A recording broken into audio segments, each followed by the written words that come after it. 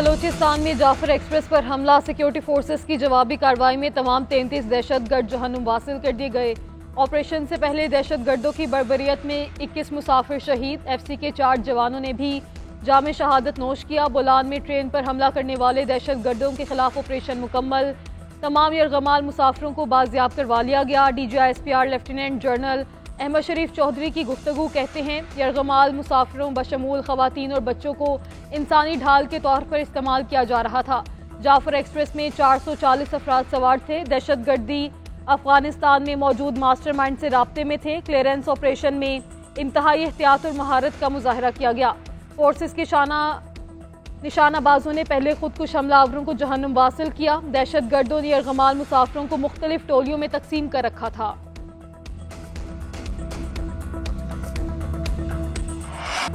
جعفر express واقعے نے game کے رولز تبدیل کر دیے۔ حملے کی منصوبہ بندی اور نگرانی افغانستان میں موجود دہشت گردوں نے کی۔ افغان عبوری حکومت اپنی ذمہ داریوں کو پورا کرے اور اپنی سرزمین کو پاکستان کے خلاف استعمال ہونے سے روکے۔ ترجمان پاک فوج لیفٹیننٹ جنرل احمد شریف چودھری کا دو ٹوک موقف، بولے کسی کو بھی معصوم شہریوں کو نشانہ بنانے کی اجازت نہیں دی جائے گی۔ دہشت گردوں کا دین اسلام اور بلوچستان سے کوئی تعلق نہیں۔ دہشت گردوں اور ان کے آقاؤں کا گٹھ جوڑ سامنے آ گیا۔ کچھ عناصر اقتدار کی ہوس میں قومی مفاد کو بھی بھینٹ چڑھا رہے ہیں۔ ایسے موقعوں پر کچھ مخصوص سیاسی عناصر سوشل میڈیا پر ایکٹیو ہو جاتے ہیں۔ پاکستان کے باشعور عوام انتشاری سیاست کے پیچھے ہاتھوں کو سمجھ رہے ہیں۔ انتشاری سیاست کے پیچیدہ ہاتھوں کی عوام کو سمجھ آ رہی ہے۔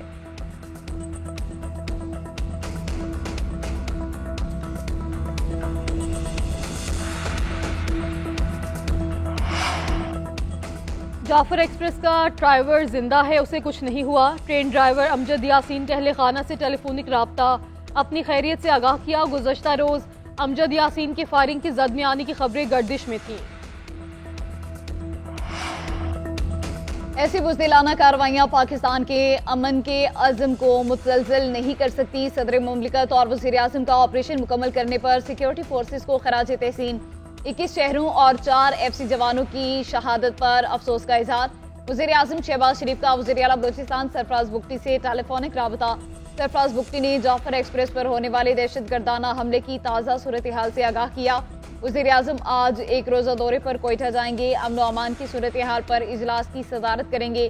دہشت گردوں سے نمٹنے کے لیے اہم فیصلے متوقع۔ صدر نون لیگ نواز شریف نے کہا کہ شہریوں پر حملہ کرنے والے دہشت گرد کسی رعایت کے مستحق نہیں۔ وزیر داخلہ محسن نقوی نے کہا تمام درندوں کو عبرتناک انجام تک پہنچایا جائے گا۔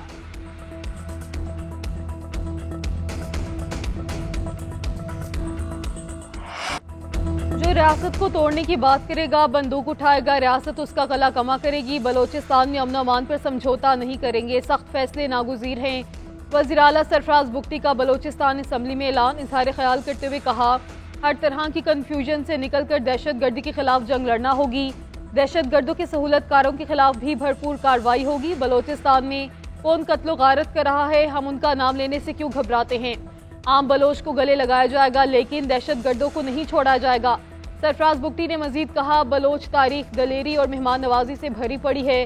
یہ کون سی تاریخ ہے، آپ نہتے لوگوں پر حملہ کرتے ہیں، یرغمال بناتے ہیں۔ ادھر بلوچستان اسمبلی میں دہشت گردی کے خلاف کارروائی سے متعلق قرارداد منظور۔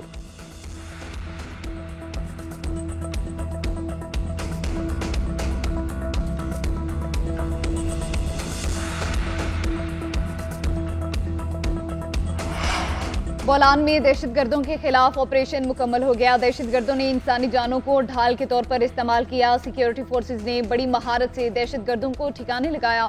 جعفر ایکسپریس میں 440 مسافر سوار تھے، بڑے سانحے سے بچ گئے۔ وفاقی وزیر اطلاعات عطا اللہ تارڑ کی میڈیا سے گفتگو، بولے پاکستان میں بعض سیاسی عناصر نے اس واقعے کو اپنی سیاست چمکانے کے لیے استعمال کیا۔ کالعدم بی ایل اے، بھارتی میڈیا اور پی ٹی آئی نے ایک زبان بولی۔ ادھر وزیر مملکت داخلہ طلال چودھری بولے کل 70 سے 80 دہشت گردوں نے جعفر ایکسپریس پر حملہ کیا۔ سویلین، سرکاری ملازمین اور ایف سی کے جوان سوار تھے۔ اب دہشت گردوں کے خلاف سخت ترین ایکشن کے سوا کوئی چارہ نہیں۔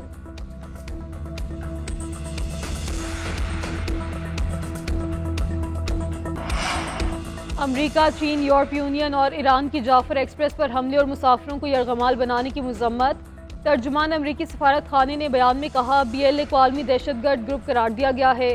پاکستانی عوام کو تشدد اور خوف سے آزاد زندگی گزارنے کا حق حاصل ہے۔ امریکہ پاکستان کا مضبوط شراکت دار رہے گا، اس مشکل وقت میں پاکستان کے ساتھ کھڑے ہیں۔ ادھر ترجمان چینی وزارت خارجہ نے کہا کہ چین کسی بھی شکل میں دہشت گردی کی سختی سے مخالفت کرتا ہے، دہشت گردی سے نمٹنے کے لیے پاکستان کی مضبوطی سے حمایت جاری رکھیں گے۔ اقوام متحدہ کے سیکرٹری جنرل کی جعفر ایکسپریس پر حملے کی مذمت، انطونیو گوتریس کا کہنا ہے شہریوں پر حملے ناقابل قبول ہیں، بین الاقوامی برادری کو ایسے واقعات کی روک تھام کے لیے اقدامات کرنے چاہیے۔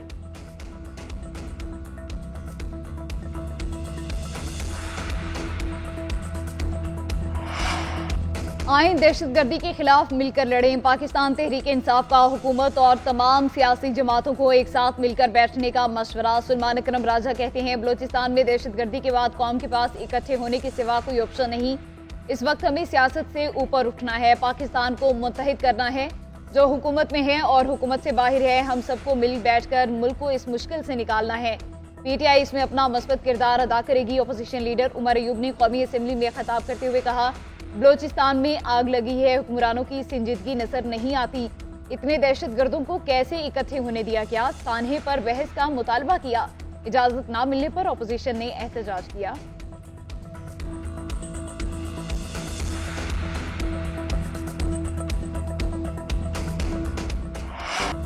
فائرنگ ہوئی، اللہ کا شکر ہے فوج اور ایف سی اہلکار ہمیں یہاں لے آئے، اہلکاروں نے ہمیں بازیاب کروا کر یہاں تک بحفاظت پہنچایا۔ جعفر ایکسپریس کے درجنوں یرغمالی مسافروں کی کوئٹہ پہنچنے پر گفتگو، مسافروں نے سیکیورٹی فورسز کا شکریہ ادا کیا۔ صوبائی وزراء اور حکام کی کوئٹہ میں بازیاب ہونے والے مسافروں سے ملاقات، ہر ممکن مدد فراہم کرنے کی یقین دہانی۔ پاکستان ریلویز نے جعفر ایکسپریس کے حوالے سے کوئٹہ اور راولپنڈی اسٹیشن پر ہیلپ ڈیسک قائم کر دیے، ڈیسک سے کسی بھی مسافر کے بارے میں معلومات حاصل کی جا سکتی ہیں۔ ادھر سیکیورٹی خدشات کے پیش نظر 3 ٹرینیں معطل کر دی گئیں، بولان میل، چمن پیسنجر ٹرین اور جعفر ایکسپریس کا آپریشن معطل کیا گیا ہے۔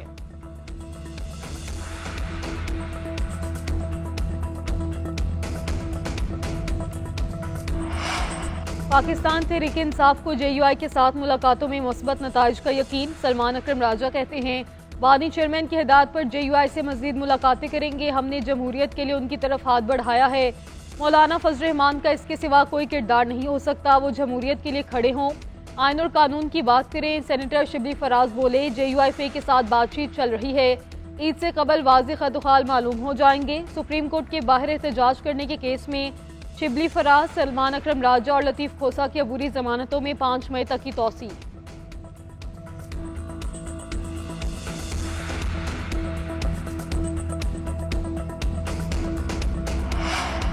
سیاسی اختلافات کے باوجود پاکستان کی معاشی ترقی کے لیے پرعزم ہے، معاشی ترقی کے لیے کے پی حکومت کا ویژن اڑان پاکستان سے مکمل مطابقت رکھتا ہے۔ پشاور میں نیشنل اکنامک ٹرانسفارمیشن پلان اڑان پاکستان مشاورتی سیمینار کا انعقاد، وزیر اعلیٰ علی گنڈا پور کی ورکشاپ میں مہمان خصوصی کی حیثیت سے شرکت۔ خطاب میں کہا خیبر پختونخوا اڑان پاکستان کے اقتصادی ترقی کے ایجنڈے کی مکمل حمایت کرتا ہے، وفاق خیبر پختونخوا کو اس کے آئینی حقوق دینے کے لیے عملی اقدامات کرے، صوبائی حکومت ای گورننس اور آئی ٹی کے فروغ کے لیے ٹھوس اقدامات اٹھا رہی ہے۔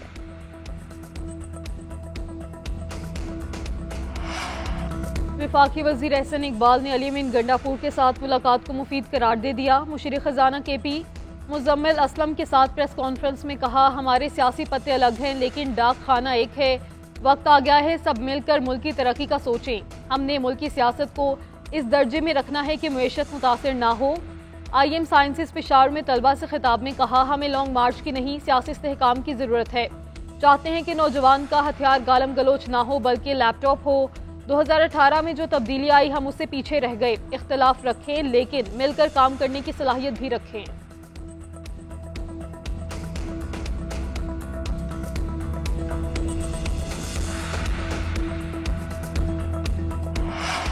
کسانوں میں 10 ارب روپے کی تقسیم، بلا سود قرضے، انفارمیشن ٹیکنالوجی پروگرام کا اجرا اور گورننس بہتر کر دی۔ وزیر اعلیٰ سندھ نے 1 سال کی کارکردگی عوام کے سامنے رکھ دی۔ مراد علی شاہ کا رواں سال گندم نہ خریدنے کا اعلان، تقریب سے خطاب میں کہا ہمارے پاس 13 لاکھ ٹن گندم موجود ہے، مزید نہیں خریدیں گے۔ بلاول بھٹو کے وی این کے مطابق کام کر رہے ہیں۔ کراچی میں کئی ترقیاتی منصوبوں پر کام جاری ہے، کئی عام شاہراہوں پر کام مکمل کیا جا چکا ہے۔ آج ہمارا 1 سال مکمل ہو گیا، کبھی دعویٰ نہیں کیا کہ یہ کام ملک میں پہلی مرتبہ کر رہے ہیں۔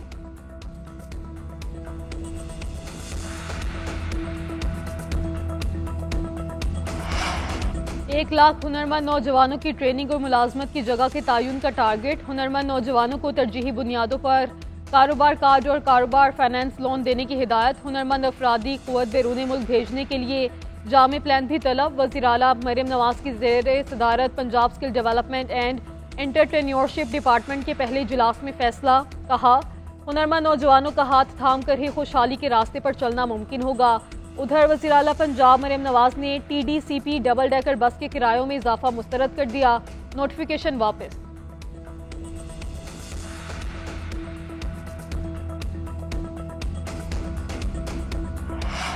بین الاقوامی سرمایہ کاری پر ٹیکس استثناء کا مطالبہ مسترد۔ آئی ایم ایف کا کہنا ہے کہ عالمی منصوبوں پر استثناء نہ دیا جائے۔ پاکستانی حکام نے بتایا کہ پاکستانی حکام نے چاغی سے گوادر تک ریلوے ٹریک کے منصوبے پر استثناء کا مطالبہ کیا تھا۔ بریفنگ میں بتایا کہ ریکوڈک سے نکلنے والی معدنیات کی گوادر تک ٹرانسپورٹ کے لیے ریلوے ٹریک کی ضرورت ہے۔ گوادر تک ٹرانسپورٹ کے لیے بالکل نئی لائن تعمیر کی جائے گی۔ سرمایہ کار ممالک اس منصوبے میں سرمایہ کاری پر سرکاری گارنٹی مانگ رہے ہیں۔ ذرائع کے مطابق قرض پروگرام میں رہتے ہوئے حکومت پاکستان ہر سرمایہ کاری پر ریاستی گارنٹی نہیں دے سکتی۔ ایس آئی ایف سی حکام نے گورننس اور انفراسٹرکچر پر بھی بریفنگ دی۔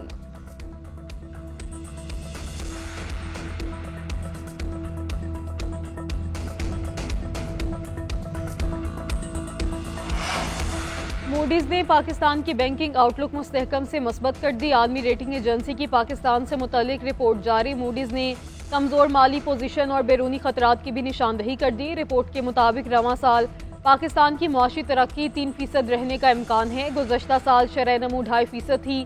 پاکستان کی میکرو اکنامک صورتحال میں ایک سال میں بہتری آئی۔ بینکنگ آؤٹ لک میں تبدیلی بہترین کارکردگی کا مظہر ہے۔ قرضوں کی طویل مدتی پائیداری معیشت کے لیے خطرہ قرار۔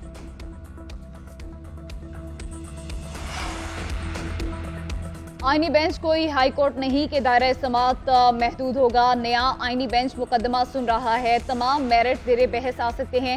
مرکزی فیصلے سے اتفاق بھی کر لیں تو اپنی رائے الگ سے دے سکتے ہیں۔ آئینی بینچ کی سویلین کے ملٹری ٹرائل کیس میں ریمارکس۔ جسٹس محمد علی مظہر نے کہا کہ شروع میں سپریم کورٹ میں بینچ 9 رکنی تشکیل دیا گیا تھا، بعد میں کم ہوتے ہوتے 5 رکنی رہ گیا۔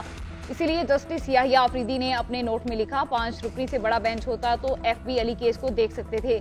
جسٹس مسرت حلالی نے سوال کیا عدالتیں آرٹیکل 175 کے تحت بنائی، بتائیں کیا یہ عدالت بھی اس کے تحت بنی؟ جسٹس جمال مندوخیل نے ریمارکس دیے کوئی ایسا فورم ہے جو 175 کے تحت نہ بنا ہو اور وہ سویلین کا ٹرائل کر سکتے ہوں۔ آرٹیکل 6 کی شق میں بنیادی حقوق مستثنیٰ کر دیے گئے۔ کیس کی مزید سماعت کل تک ملتوی کر دی گئی۔ سوشل میڈیا پر منفی پروپیگنڈے کا الزام، علیمہ خان بدھ کو طلبی کے باوجود پیش نہ ہوئی۔ جے آئی ٹی نے بانی کی ہمشیرہ کی طلبی کا نوٹس جاری کیا تھا۔ اپوزیشن لیڈر عمر ایوب آج دوپہر 12 بجے طلب۔ آج اسلام آباد کی سربراہی میں جے آئی ٹی پوچھ گچھ کرے گی۔ ذرائع کے مطابق جے آئی ٹی کے پاس طلب کیے گئے رہنماؤں کے حوالے سے شواہد موجود ہیں۔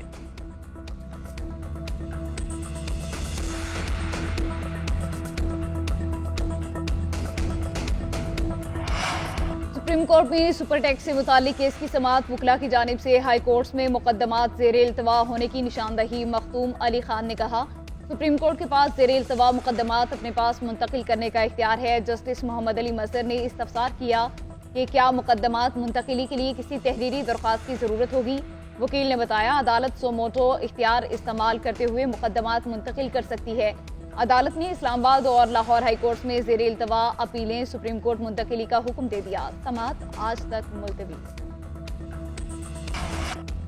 عمر ایوب بلاول بھٹو پر الزام تراشی سے پہلے اپنے گریبان میں جھانکے، پی ٹی آئی والے چوری بھی خود کرتے ہیں اور کھوجی بھی خود ہی بنتے ہیں۔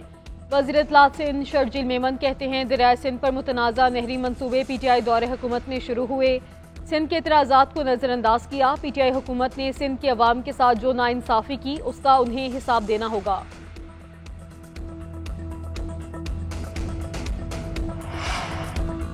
پنجاب میں بلدیاتی الیکشن کی تیاریاں شروع، نیا بلدیاتی ایکٹ اسمبلی نے منظور کر لیا۔ ضلع کونسل ختم، ضلعی اتھارٹی بنائی جائے گی، ضلع کا ڈپٹی کمشنر چیئرمین ہوگا۔ چیئرمین اور وائس چیئرمین کی الیکشن شو آف ہینڈ کے ذریعے ہوں گے۔ چیئرمین اور وائس چیئرمین کا چناؤ ہاؤس کے منتخب ممبران کریں گے۔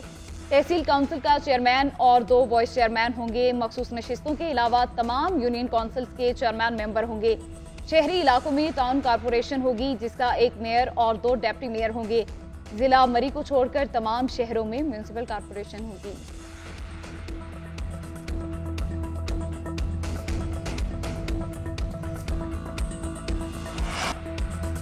نیب کا بحریہ ٹاؤن کراچی کے خلاف ایکشن، تمام کمرشل پلاٹس منجمد کر دیے، منجمد پلاٹس میں فروخت کمرشل پلاٹس بھی شامل۔ بحریہ ٹاؤن انتظامیہ سے ان پلاٹس کی تفصیلات بھی طلب کر لی گئی۔ نیب حکام نے بحریہ ٹاؤن کراچی کو الاٹ زمین کے علاوہ 50,000 ایکڑ اراضی قبضے کی بھی تحقیقات کا آغاز کیا ہوا ہے۔